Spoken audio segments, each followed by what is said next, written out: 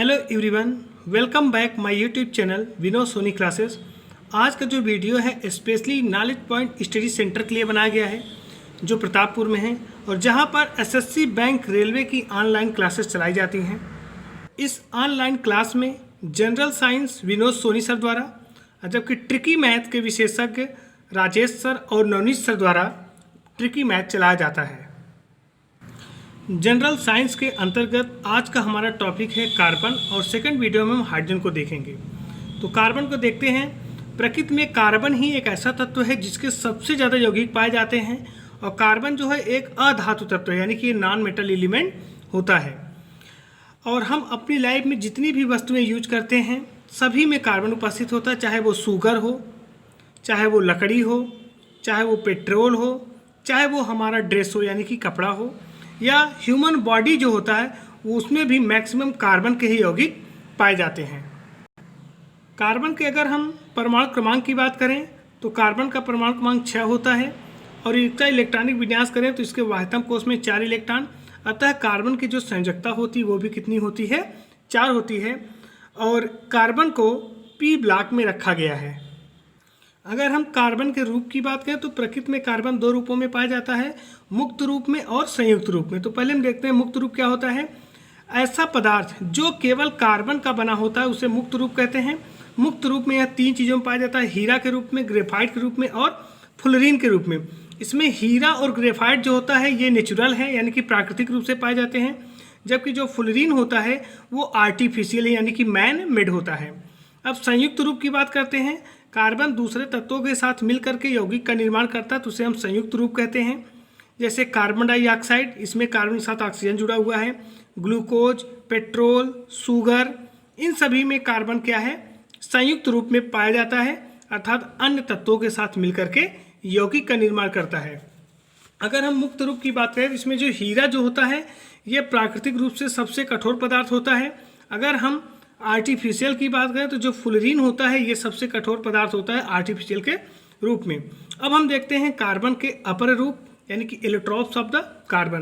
पहले समझते हैं अपर रूप होता क्या है। जब किसी तत्व के कई रूप हों लेकिन उसका भौतिक गुण क्या हो? अलग अलग हो, लेकिन उसका रासायनिक गुण जो हो वो समान हो, तब उसे हम अपर रूप कहते हैं। कार्बन के स्पेशली 3 अपर रूप देख सकते हैं, हीरा, ग्रेफाइट और फ्लोरीन्स। ये इसके मुख्य अपर रूप होते हैं। तो यहाँ पे जो हीरा होता है सबसे कठोर है, उससे सॉफ्ट क्या होता है? ग्रेफाइट। और ये फ्लोरीन जो होता है ये आर्टिफिशियल है। इन तीनों में सबसे ज़्यादा हार्ड है, लेकिन ये क्या है? आर्टिफिशियली रूप में। इन तीनों की प्रॉपर्टी को देखने के लिए हमें सेल स्ट्रक्चर को देखना पड़ेगा यानी कि कोश संरचना को। तो ये न्यूक्लियस है, न्यूक्लियस के ऊपर पार्टिकल क्योंकि न्यूक्लियस धनावेश होता है। इसके कोश हैं KLMN। अब इसमें देखते हैं कि किस कोश में कितने इलेक्ट्रॉन पाया जाता है। तो K कोश में मैक्सिमम 2 इलेक्ट्रॉन पाया जाता है, L में मैक्सिमम 8, M में मैक्सिमम 18 और N में मैक्सिमम 32 इलेक्ट्रॉन रह सकते हैं। ये है कोश संरचना या इस बोल सकते हैं सेल स्ट्रक्चर।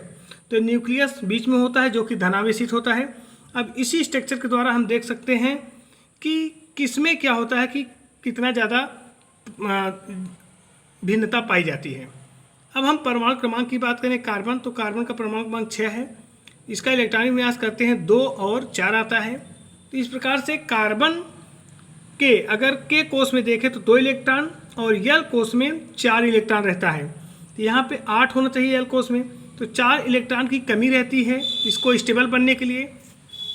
अतः यह स्टेबल कॉन्फ़िगरेशन प्राप्त करने के लिए ये कोवैलेंट बॉन्ड बनाता है। जब ये 4 कोवैलेंट बॉन्ड बना लेता है, साथ संयोजी बंध बना लेता है, इसके वाह्यतम कोश में 8 इलेक्ट्रॉन हो जाता है और यह एक अस्थायी संरचना को प्राप्त कर लेता है।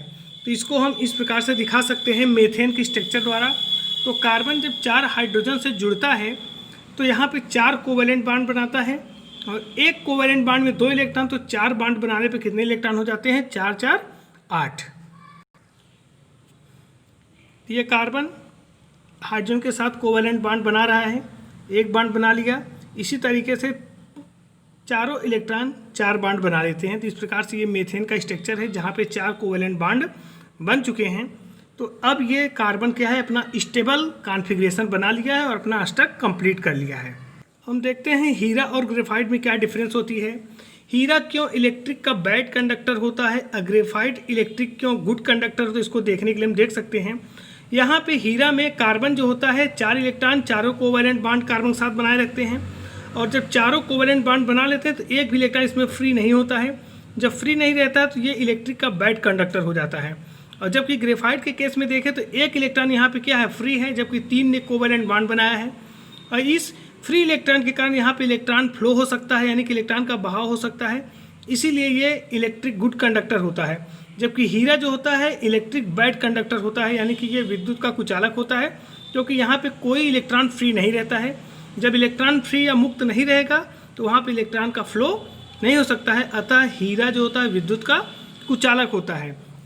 लेकिन अगर हम ग्रेफाइट की बात करें तो ग्रेफाइट में क्या है, ये एक इलेक्ट्रॉन फ्री होता है, जिसके कारण यहाँ पे इलेक्ट्रॉन का प्रवाह हो सकता है, और ये इलेक्ट्रिक का गुड कंडक्टर कहलाता है।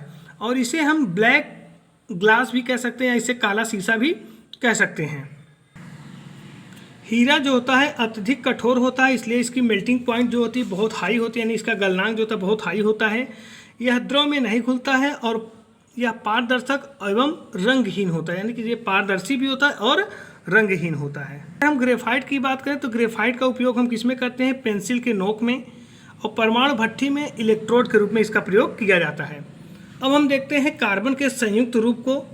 तो कार्बन के संयुक्त रूप में देखें तो सबसे पहला हमारा टॉपिक हो जाता है कोयला।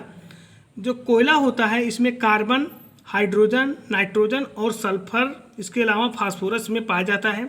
अलग अलग प्रकार के कोयले में कार्बन की जो मात्रा होती है वो अलग अलग होती है। इनमें से कार्बन की जो सबसे ज़्यादा मात्रा होती है वो एंथ्रेसाइट कोयले में होती है, इसीलिए ये बेस्ट कोयला माना जाता है। और पीट कोयले में सबसे कम मात्रा में कार्बन प्रेजेंट होता है, और ये सबसे निम्न क्वालिटी का कोयला होता है। यानी कि कार्बन की परसेंटेज अगर देखें तो एंथ्रेसाइट में 90%, बिटुमिनस में 45 से 90%, लिग्नाइट में 25 से 30% और पीट कोयले में 27% तक कार्बन इसमें पाया जाता है। और इसलिए पीट जो होता है सबसे निम्न क्वालिटी का या सबसे घटिया क्वालिटी का कोयला होता है। अगर कार्बन के संयुक्त रूप की बात करें तो दूसरा एग्जाम्पल है हमारा ठोस कार्बन डाइऑक्साइड, जिसको ड्राई आइस कहते हैं। इसे ही शुष्क बर्फ के नाम से जानते हैं। यह कार्बन डाइऑक्साइड का ठोस रूप है जो गर्म करने पर सीधे गैस में बदल जाती है। जनरली इस ड्राई आइस का यूज हम आइसक्रीम बनाने में करते हैं, यानी कि अगर क्वेश्चन पूछा जाए शुष्क बर्फ का प्रयोग कहाँ किया जाता है तो आइसक्रीम बनाने में इसका प्रयोग किया जाता है।